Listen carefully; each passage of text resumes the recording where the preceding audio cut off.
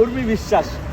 উনি জানেন যে আসলে প্রিয় দর্শক, এই যে একজন শাকিব খানের মানে পাগল ভক্ত উর্মি বিশ্বাস, উনি জানেন যে আসলে প্রত্যেকটা মুভি কিন্তু শাকিব খান দেখে আর প্রত্যেকটা মুভি খুবই উপভোগ করে। আচ্ছা, আপনার নেক্সট আপনার প্রিয় নায়কের কোন মুভি আসবে?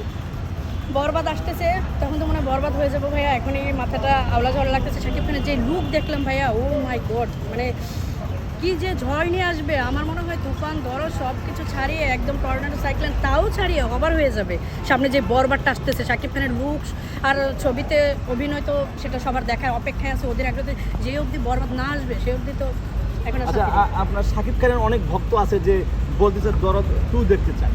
হ্যাঁ, অবশ্যই দরদ 2 তো চাই। তুফান 2 আমরা চাইছি, তুফান 2 অবশ্যই আসবে। ডিরেক্টর রায়হান রাফি স্যার আমাদের সাকিবিয়ানদের নিজে কথা দিছে যে অবশ্যই আসবে, এবং দরদ 2ও দেখতে চাই। দরদ 2টাও অনন্য মোহাম্মদ স্যার নিশ্চয়ই আমাদের কথা রেখে অবশ্যই বানাবে আশা করি, এবং সেটা চাই। দরদ মুভিটা দেখার মতো ভাইয়া, আমি কী বলবো, এর থেকে আমি বলার ভাষা পাই না। মানে আমি এতটাই এক্সাইটেড দেখছি, এবং আমি চাই সবাই হলে এসে দেখুক, এতটাই সুন্দর ছবি। প্রথম ছবি কোন হলে দেখছেন? সর্বপ্রথম এই হলে, এই নবীনগর সেনা অডিটোরিয়ামে আমি এসে ফ্যামিলির সাথে আমার সর্বপ্রথম হলে ছবি দেখি, এবং তখন আমি ছবিটা না, দেখতে আমি বলছি যে দরদ সিনেমা প্রথম কোন হলে দেখছেন? প্রথম সেটা আমি মধুমিতা হলে সাকিবিয়ানদের সাথে দেখছিলাম। তাদের সাথে আমি এয়ারপোর্টে ফার্স্ট দেখা হয়েছিল। মাঝে 3 বছর কোনো যোগাযোগ, ওইভাবে যোগাযোগ ছিল দেখা। টিকিটটা কি আপনি কিনছিলেন না আপনাকে কিনে দিছে? সাকিবিয়ানরা আমাকে অনেক কিছু গিফট করছে, তখন তারাই দিছে।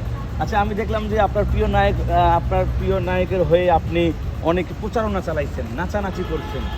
এটা কিভাবে মানে করলেন আপনি? না, সেটা আসলে কি, সেটা ওদের সাথে 3 বছর